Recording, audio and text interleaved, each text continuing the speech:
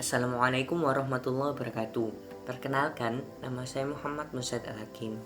Saya dari jurusan Teknik Informatika Universitas Negeri Surabaya dengan kelas SI 2019A dengan NIM 190512141010. Di sini saya akan menjelaskan tentang infrastruktur jaringan, yang mana sebelum itu saya ingin menjelaskan apa itu jaringan komputer. Pengertian jaringan komputer. Jaringan komputer adalah jaringan telekomunikasi yang memungkinkan antar komputer untuk saling bertukar data. Tujuan dari jaringan komputer ialah agar bisa mencapai tujuannya. Pada bagian dari setiap jaringan komputer bisa memberikan serta meminta layanan. Model jaringan. Model jaringan ada dua, yaitu jaringan terpusat dan jaringan terdistribusi, yang mana pengertian dari jaringan terpusat adalah jaringan terpusat yaitu jaringan yang terdiri dari komputer klien dan komputer server, di mana komputer klien bertugas sebagai perantara dalam mengakses sumber informasi atau data yang berasal dari komputer server. Kemudian pengertian dari jaringan terdistribusi adalah merupakan hasil gabungan dari beberapa jaringan terpusat sehingga memungkinkan beberapa komputer server dan klien dapat saling terhubung dan membentuk suatu sistem jaringan. Kelebihan dan kekurangan model jaringan. Jaringan terpusat. Kelebihan dari jaringan terpusat adalah standarisasi mudah diterapkan, kemudian pemakaian CPU menjadi sangat efisien, kemudian sistem keamanan lebih terjamin, dan sebagai sarana aplikasi multi-user. Kemudian kekurangan dari jaringan terpusat adalah bila komputer pusat mengalami kerusakan, maka seluruh sistem tidak dapat berfungsi. Kemudian pelayanan yang kurang fleksibel karena semua peralatan bantu seperti hard disk, printer, dan lain-lain sebagainya disimpan dan dipasang pada tempat yaitu komputer pusat. Dan bila kinerja kerja CPU sangat besar, maka untuk kerja sistem akan turun dan melemah.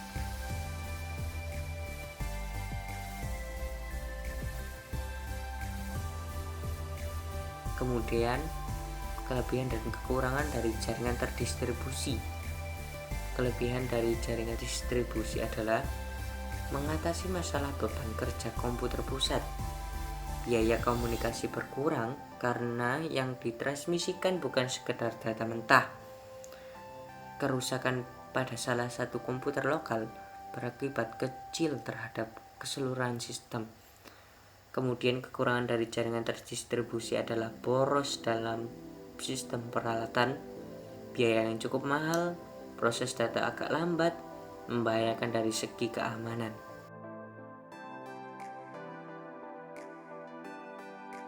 Kemudian macam-macam jaringan berdasarkan jangkauan.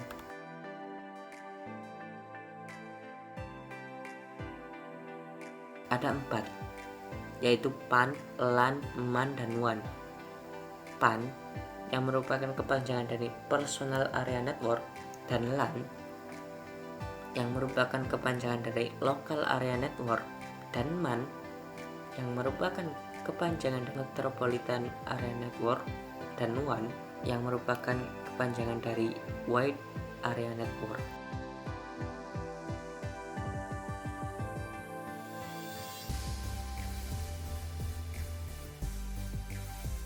PAN atau Personal Area Network adalah jaringan telekomunikasi antara satu perangkat dengan satu perangkat lainnya dalam jarak yang sangat dekat. Kontrol pada jaringan PAN dilakukan dengan otoritas sendiri, contoh Bluetooth. LAN atau kepanjangan dari Local Area Network merupakan jaringan komputer dengan cakupan wilayahnya kecil, contoh jaringan komputer gedung, lab komputer, kantor, dan sekolah. MAN atau kepanjangan dari Metropolitan Area Network adalah suatu jaringan di dalam suatu kota dengan mengirimkan data berkecepatan tinggi yang menghubungkan beberapa lokasi. Contoh, jaringan internet antar gedung dalam kampus yang besar dan jaringan bank. WAN atau Wide Area Network merupakan jaringan komputer yang paling luas di antara jaringan LAN dan MAN. WAN merupakan cakupan antar negara atau benua, contoh internet. Macam-macam jaringan berdasarkan aksesnya. Internet dan intranet. Internet adalah sebuah jaringan yang menghubungkan komputer satu dengan yang lainnya menggunakan standar sistem Global Transmission Control Protocol atau Internet Protocol Site TCP/IP sebagai protokol pertukaran sehingga kita bisa saling berkomunikasi, berinteraksi, dan saling bertukar informasi meski dalam jarak yang jauh. Kemudian Intranet adalah jaringan pribadi, private network, yang menggunakan internet untuk saling berbagi dan bertukar informasi. Di dalam jaringan lokal, contohnya adalah perusahaan, kantor, sekolah, universitas, dan lain-lain. Internet juga termasuk ke dalam salah satu jaringan LAN, Local Area Network, yang hanya bisa mencakup wilayah kecil. Perbedaan antara internet dan intranet. Internet jaringannya sangat luas, internasional bahkan sedunia, memiliki jaringan yang kuat, perkembangan yang sangat pesat, dan bisa diakses kapan saja dan di mana saja. Kemudian intranet jaringan yang kecil dan sempit, hanya mencakup wilayah lokal, perkembangannya yang lambat, dan biasa digunakan oleh perkantoran, sekolah, universitas, dan rumah sakit.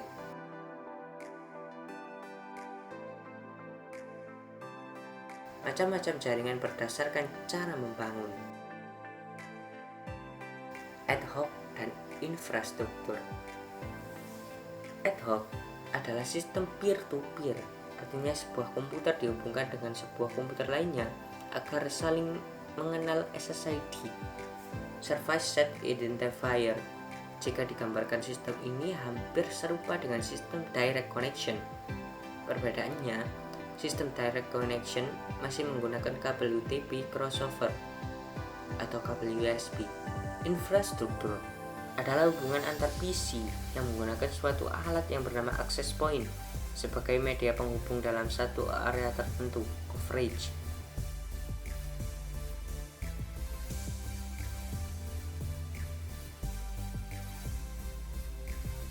Macam-macam topologi jaringan. Di sini ada beberapa topologi jaringan, yaitu bus, ring, star, mesh, tree, dan extended star. Bus.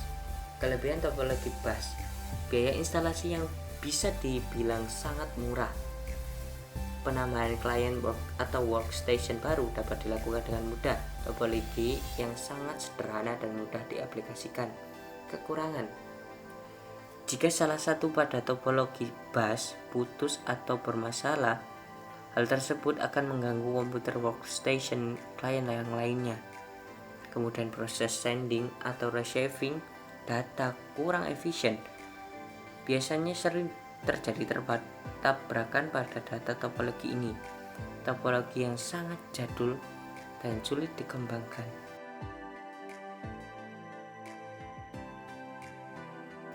Star. Kelebihan topologi star: apabila salah satu komputer mengalami masalah, jaringan pada topologi ini tetap berjalan dan tidak mempengaruhi komputer yang lainnya. Bersifat fleksibel, tingkat keamanan bisa dibilang cukup baik, kemudahan deteksi masalah cukup mudah. Kemudian kekurangan topologi star adalah jika switch atau hub yang notabene sebagai titik pusat mengalami masalah, maka seluruh komputer yang terhubung pada topologi ini juga mengalami masalah. Kemudian cukup membutuhkan banyak kabel, jadi biaya yang dikeluarkan bisa dibilang cukup mahal. Kemudian jaringan yang sangat tergantung pada terminal pusat. Ring.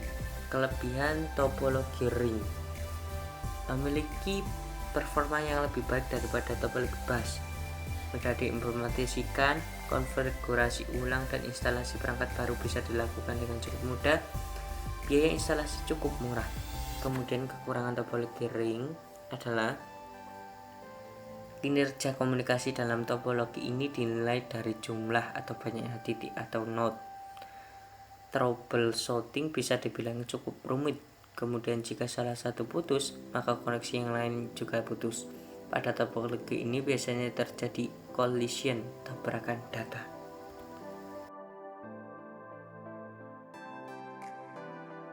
Kemudian mesh.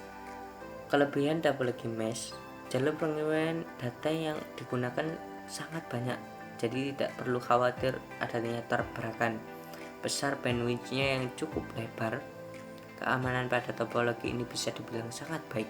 Kemudian kekurangan dari mesh adalah proses instalasi jaringan dan topologi ini sangatlah rumit, membutuhkan banyak kabel, memakan biaya instalasi yang sangat mahal.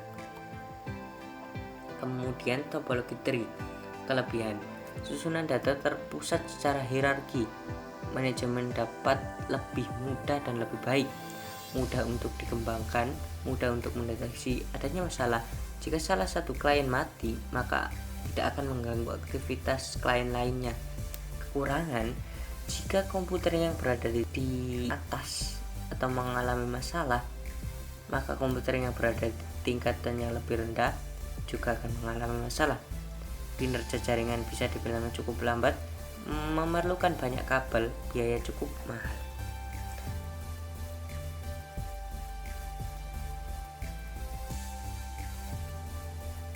Kemudian extended star. Kelebihan: apabila terdapat satu node yang terputus, maka subnode yang lainnya tidak akan terganggu. Kemudian apabila node pusat atau central node mengalami masalah atau terputus, maka setiap node dalam jaringan akan mengalami masalah yang terputus. Tidak bisa digunakan pada kabel yang kelas rendah, sebab hanya mengontrol satu traffic node. Sebab untuk berkomunikasi antara satu node ke node lainnya akan memerlukan beberapa kali hops. Macam-macam jaringan berdasarkan bentukan kabel. Jaringan berkabel adalah sebuah jaringan yang berfungsi untuk satu komputer dengan komputer lain. Diperlukan penghubung beberapa kabel jaringan.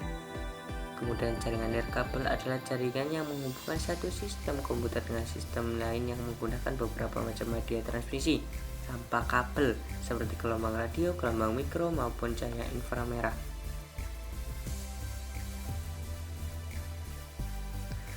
Terima kasih. Wassalamualaikum warahmatullahi wabarakatuh.